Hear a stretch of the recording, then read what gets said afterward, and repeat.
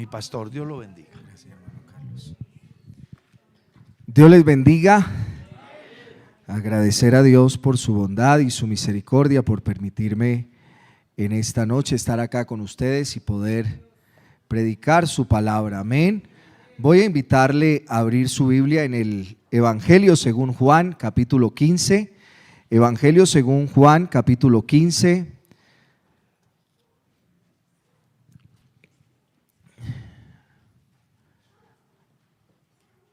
Yo voy a leer, usted va a seguir ahí la lectura en su Biblia.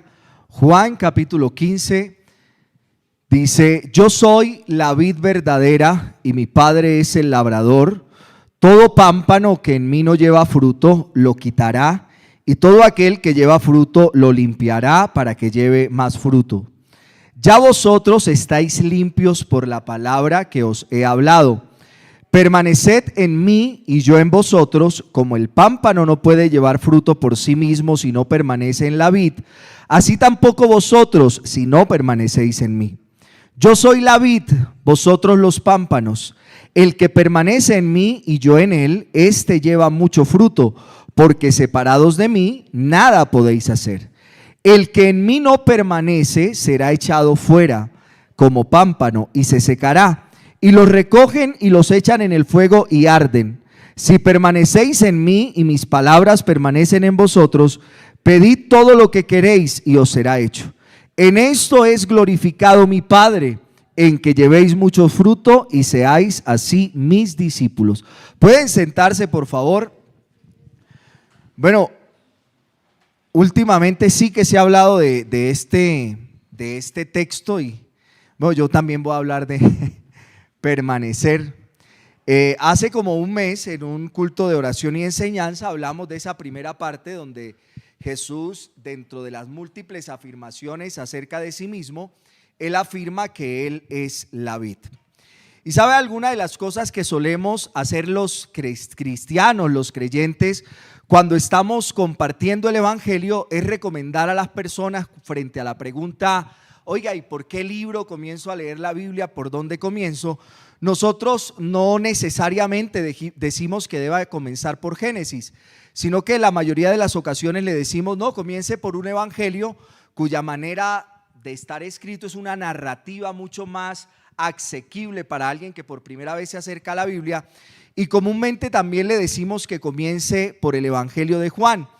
Y eso tiene todo un sentido, porque el mismo Juan nos dice que el propósito de su evangelio es llevar a los lectores a creer que Jesús es el Cristo, el Hijo de Dios, y para que, creyendo en que Jesús es el Cristo, tengamos vida en su nombre. El evangelio de Juan nos presenta en una forma clara y sencilla las verdades del evangelio que un incrédulo necesita conocer para venir a Cristo arrepentido. Sin embargo, cuando nosotros venimos al conocimiento del Señor y continuamente leemos el Evangelio de Juan, nos percatamos que tiene una serie de verdades muy profundas desde el ámbito teológico que para algunos son difíciles de entender. Algún comentarista, leyendo acerca del Evangelio de Juan, decía que Juan es como una playa cuyas aguas son lo suficientemente superficiales en la orilla como para que un incrédulo pueda entrar en ellas en el reino de Dios, pero lo suficientemente profundas cuando avanzamos un poco como para que el erudito más brillante se ahogue allí. ¿Y qué nos enseña Juan 15? Algo muy sencillo: que Jesús es la vid. Amén. Que Jesús es la vid y nosotros somos las ramas. Él no es una vid entre muchas vides, no. Él es la única vid. Todas las demás vides son falsas.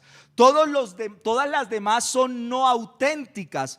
Todas las demás son engañosas. O como en el caso de Israel, que lo veíamos en la ocasión anterior donde hablábamos de la vid, que Israel de algún modo es representado a través de una vid. Simplemente ellos eran una sombra que apuntaba hacia la verdadera vid, y nosotros somos las ramas unidas a Cristo, que es la vid, a través de la fe, con una unión que es indisoluble. Una unión que es indisoluble. De manera que nuestra única función en el mundo es llevar los frutos de la vid. Y quiero que me preste atención a continuación.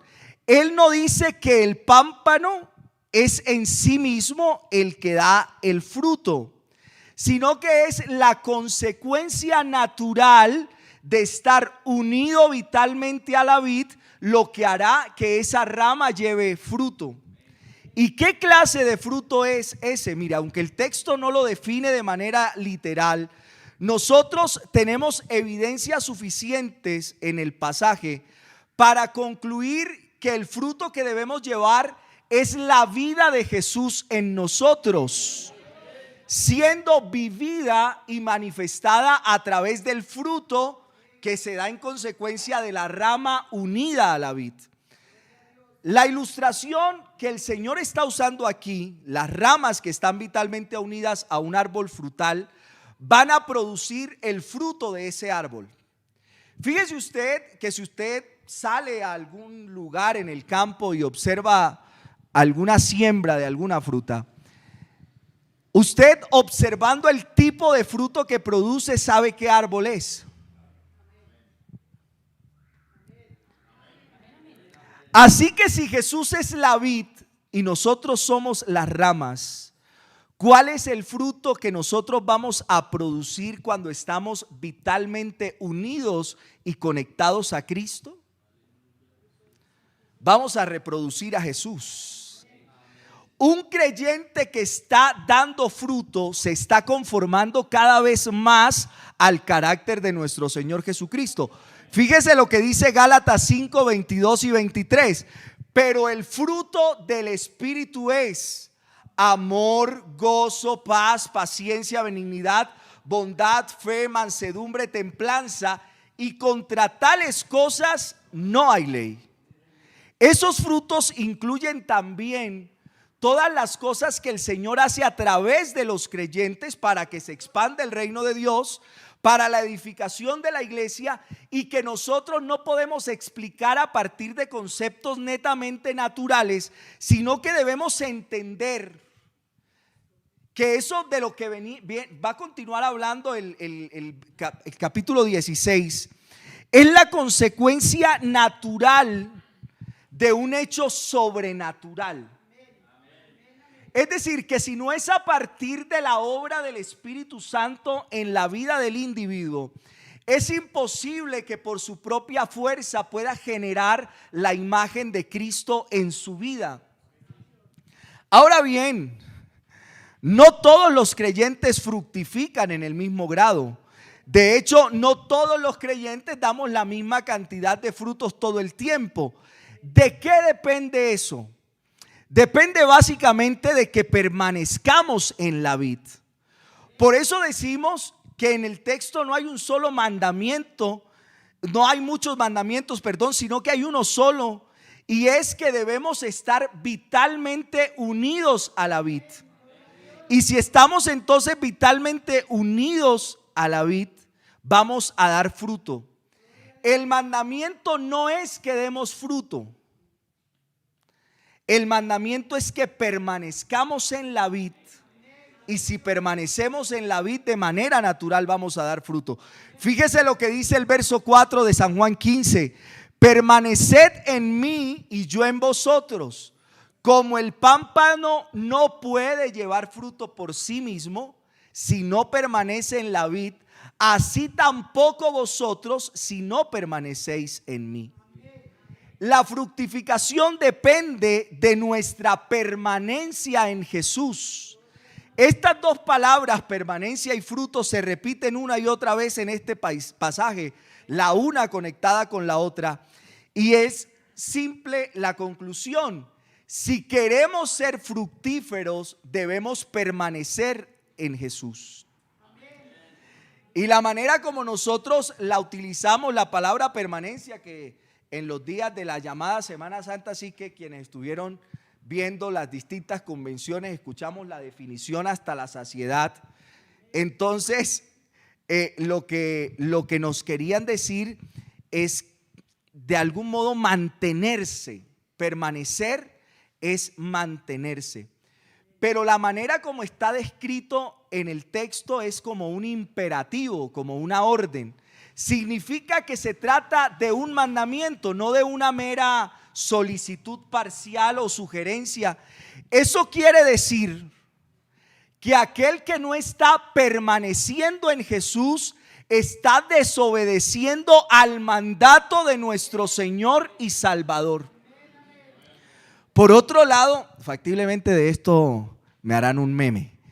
El tiempo del verbo que aparece aquí nos indica que se trata de algo que nosotros debemos hacer de manera activa e intencional.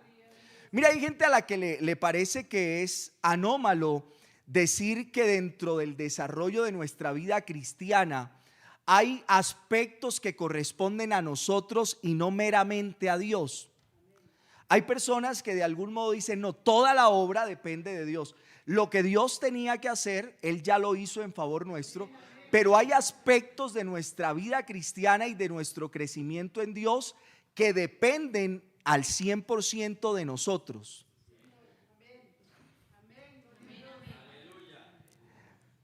Así que esto no es algo que ocurre de manera accidental o casual. Es el resultado de una acción responsable del creyente que ha decidido permanecer unido vitalmente a Cristo. Y yo sé que esto que voy a decir puede sonar obvio, pero yo quiero que usted me preste atención.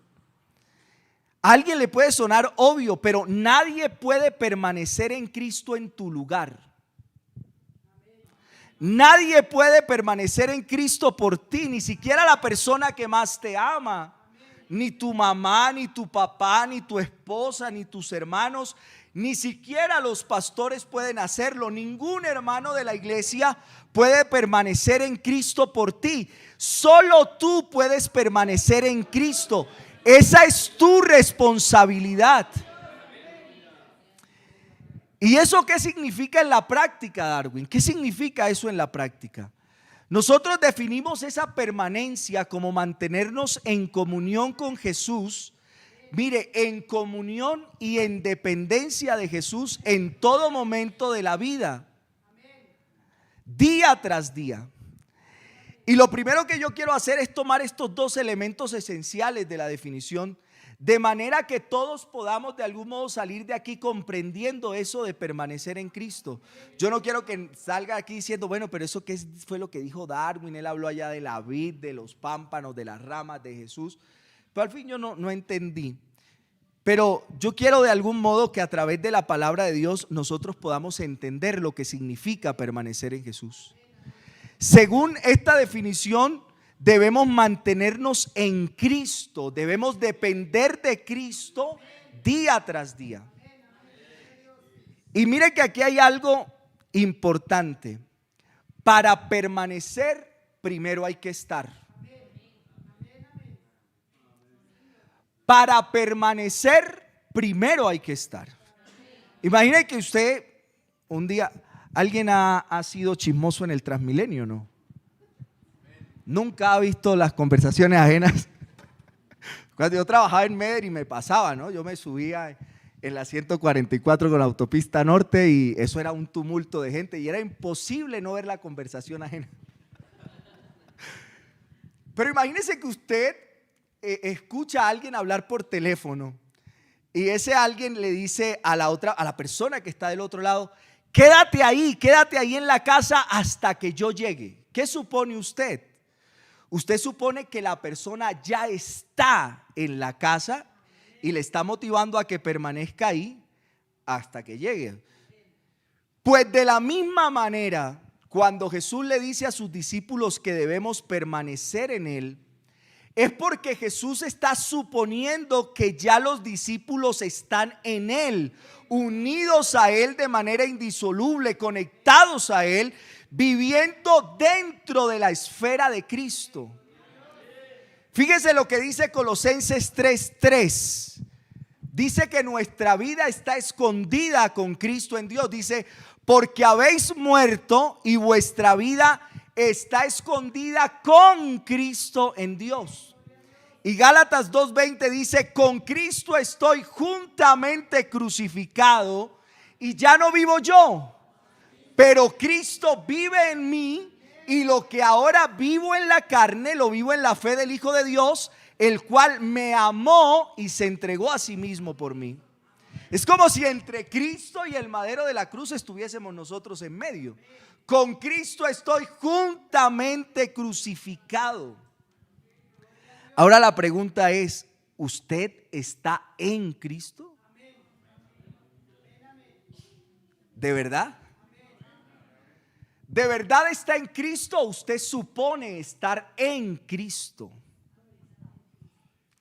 Mire, y una cosa es estar posicionalmente en Cristo y otra muy distinta, mantenernos cerca de Él, en intimidad con Él, en comunión con Él, en una forma experimental. Son dos cosas diferentes.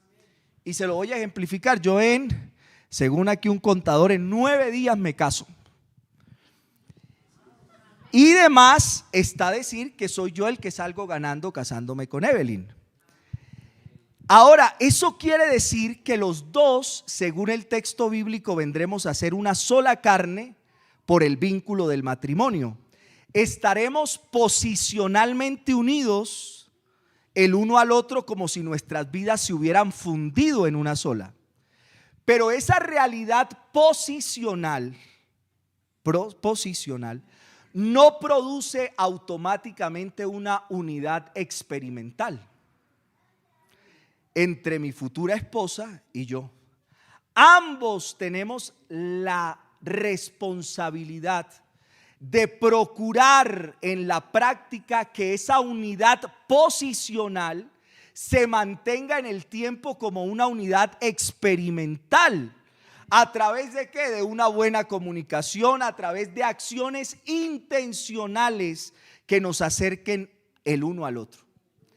Y eso es lo que Jesús les está diciendo. Ustedes ya son mis discípulos, pero esa conexión posicional a través de lo que ellos ya son no implica que realmente todo el tiempo lo vayan a estar. Así que a partir de ahí entonces Jesús les dice, ya ustedes están, pero ahora deben permanecer. Y fíjense qué importante esto. Entre nosotros hay muchos que viven de glorias pasadas. Hay personas que viven de lo que alguna vez fueron, de lo que alguna vez hicieron. Recuerdan todo el tiempo cuando experimentaban todo el tiempo una relación estrecha con Dios, pero en el presente solo viven del pasado.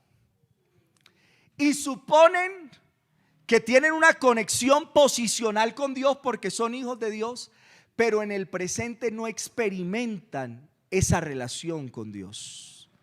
Así que Jesús está diciendo que debemos mantenernos en Él, que no nos podemos desconectar de Él. Porque a veces pasa que mientras nos envolvemos en las distintas circunstancias de la vida, perdemos de algún modo la conexión con nuestro Dios.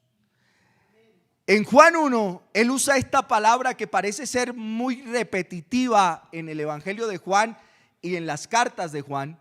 No así en Pablo y los demás escritores del Nuevo Testamento, pero Juan usa la palabra mantenerse más de 40 veces. En Juan 1:35 dice, el siguiente día otra vez estaba Juan y 2 de sus discípulos, y mirando a Jesús que andaba por allí dijo, he aquí el Cordero de Dios. Le oyeron hablar los 2 discípulos y siguieron a Jesús, y volviéndose Jesús y viendo que le seguían, les dijo, ¿qué buscáis? Ellos le dijeron, Rabí, que traducido es maestro, ¿dónde moras? Ahí está la palabra maestro, ¿dónde moras? ¿Dónde te estás quedando? Y entonces el verso 39 dice, les dijo, venid y ve. Fueron y vieron dónde moraba y se quedaron con él aquel día porque era como la hora 10:00. Moraba, ahí está la palabra de nuevo. Quedaron, otra vez la misma palabra. Es decir, ellos fueron a Jesús y permanecieron con Jesús físicamente el resto del día. ¿Qué significa entonces realmente permanecer en Cristo? Permanecer en Cristo es estar con Cristo, es vivir con Cristo, es interactuar con Cristo, es conversar con Cristo, es escuchar a Cristo, es vivir para Cristo.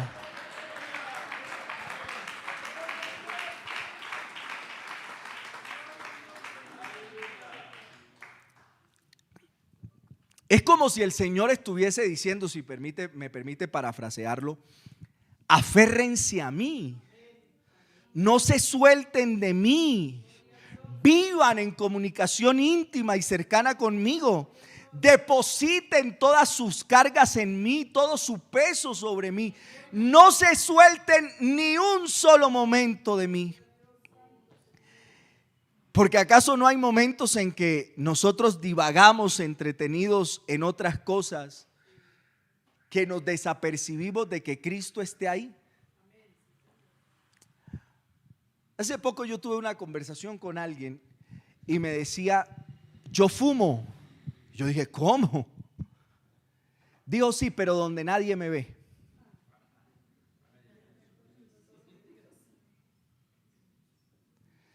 Y no es extraño, yo creo que es común a todos que en momentos de nuestra vida hemos tenido una doble vida, en la que hemos ocultado una condición que sabemos que desagrada a Dios, pero como nadie nos ve. El punto es que nosotros podamos entender que no podemos desapercibirnos que la conexión no es con el pastor, no es con la junta, no es con el líder de jóvenes, no, la conexión es con Cristo. Y si yo estoy conectado a Cristo, a donde yo voy está Cristo conmigo. Donde yo estoy está Cristo conmigo.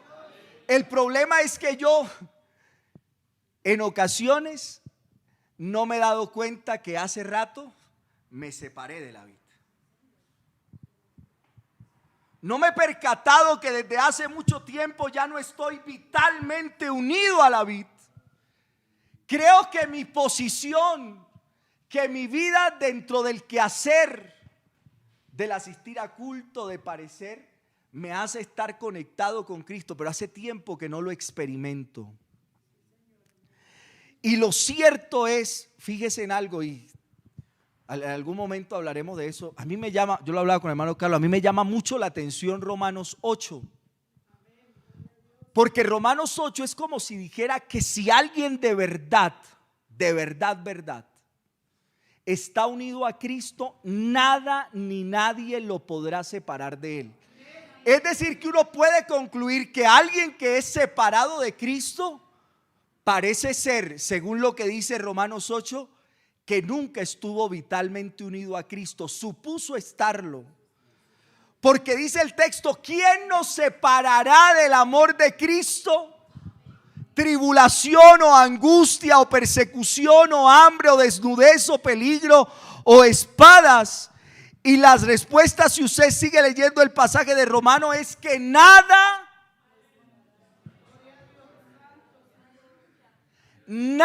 puede separarnos del amor de Cristo. Nada en absoluto podrá separarnos del amor de Cristo. Aleluya.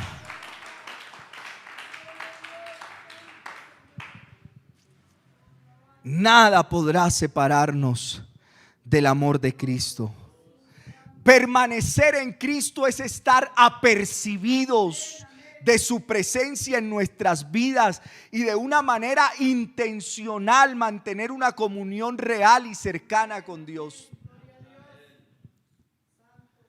No se trata de algo místico. No se trata tampoco de un pensamiento abstracto o de entrar en una especie de trance contemplativo. No, nuestra vida cristiana es la cotidianidad de la vida de un cristiano. Un cristiano hace las cosas más triviales de la vida, pero apercibido que en todo lo que hace, la presencia de Cristo está con él. Así que nosotros en ocasiones creemos que nuestra vida cristiana gira en torno a los momentos devocionales. Solo cuando voy a la iglesia, solo cuando oro, solo cuando leo la Biblia. Y hay una desconexión entre nuestro quehacer, entre nuestra ocupación y nuestra vida cristiana. Yo siempre he contado, pero siempre lo menciono trae a mi memoria. Alguna vez yo pregunté a una compañera sobre alguien que yo conocía que asistía a la iglesia. Y pues yo con orgullo le pregunté. Y ella me dijo, ¿y tú de dónde lo conoces? Y yo le digo, de la iglesia. Dijo, de la iglesia. No, Darwin, él no se parece a ti. Yo le digo, ¿por qué? Dijo Darwin, él le ha echado los perros a todas las compañeras. Y dice uno, bestiales. Debemos estar apercibidos de que en todos los ámbitos de nuestra vida se debe ver reflejada esa permanencia experimental en Cristo. Se debe ver reflejado que estamos apercibidos de que Cristo, si nosotros estamos unidos vitalmente a Él, va con nosotros a todos lados. Pero de nada sirve eso si nosotros no somos conscientes de que Cristo está con nosotros. O peor aún, si nosotros en ocasiones quisiéramos que Cristo no estuviese con nosotros. Ojalá Cristo no me viera haciendo esto que yo estoy haciendo ahora. Ojalá Cristo por un rato se tape los ojos y no observe lo que yo voy a hacer. No, eso no puede pasarle a un verdadero creyente. Un verdadero creyente debe estar consciente de que él está unido a Cristo, permanece unido a Cristo, y esa condición hace que en todo momento, todo lo que haga es una respuesta natural a su concepción de que Cristo está con él en todas las circunstancias. Nosotros en ocasiones queremos de algún modo generar unas formas de conducta que nos agradan a nosotros, pero que parece que a Dios no le agradan, pero nuestras posturas quieren primar sobre las posturas que Cristo ha establecido en la Biblia. Lo cierto es que si nosotros somos las ramas, nuestra conexión vital por donde transita esa savia que es la vida de Cristo hacia nosotros, en el momento en el que nosotros decidamos cortar esa conexión que existe entre la rama y el tronco que es Cristo, la consecuencia natural es que nosotros vamos a morir por la ausencia de Cristo en nuestras vidas. Así que no se trata de lo que nosotros queramos hacer, se trata de seguir unidos a Cristo, y la consecuencia natural será que la vida de Cristo se vea reflejada en nosotros. Vamos a estar en pie y vamos a orar en esta hora. Eterno y soberano Dios, bendito Salvador.